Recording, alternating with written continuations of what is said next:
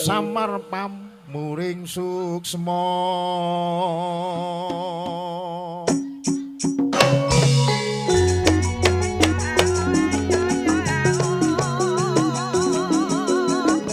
sinuksmaya winahyu ing sepi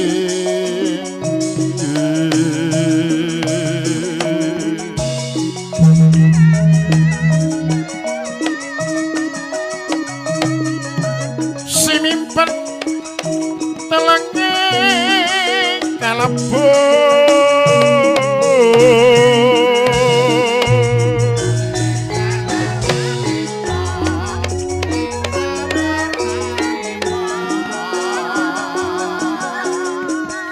pambukane warana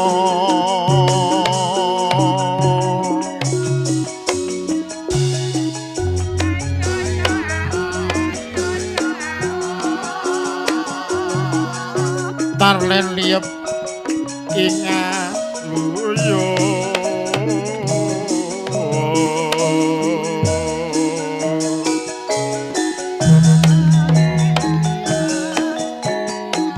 pindho pesating sumena sumo-suping rasa jati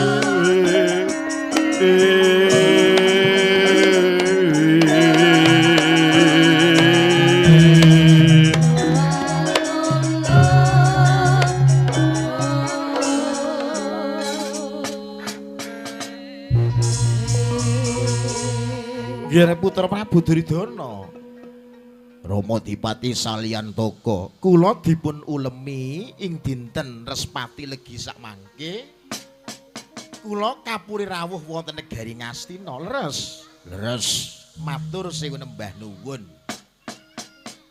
milanipun kula menika badhe nyuwun sejarah nyuwun kawigatosanipun Rama Dipati Salyantaka kenging menapa Kakang Semar Badranaya menika badhe gugat wana Mandalasara. Wana Mandalasara menika teksih wonten ing tlatah negari Ngastina. Nggih.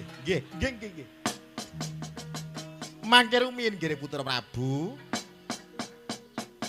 Siramana mawa tirta kesabaran. Kula ajeng dongeng sejarah wana Mandalasara. Nggih, matur sinumbanu. Nggih.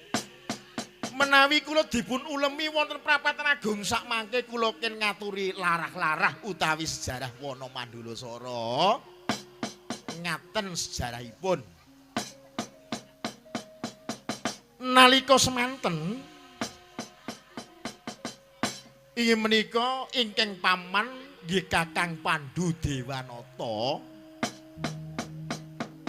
nembe gadah putra kalih ingkang setunggal mijil kakung inggih menika Yudhistira ingkang setunggal mugi mijil kakung nanging dados keelokaning jagat ingkang setunggal menika mijil wungkus utawi bungkus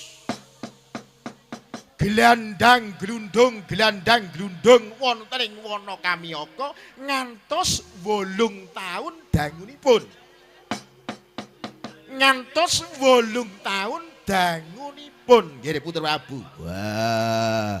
Bima bungkus menika ngantos 8 taun dangunipun leres.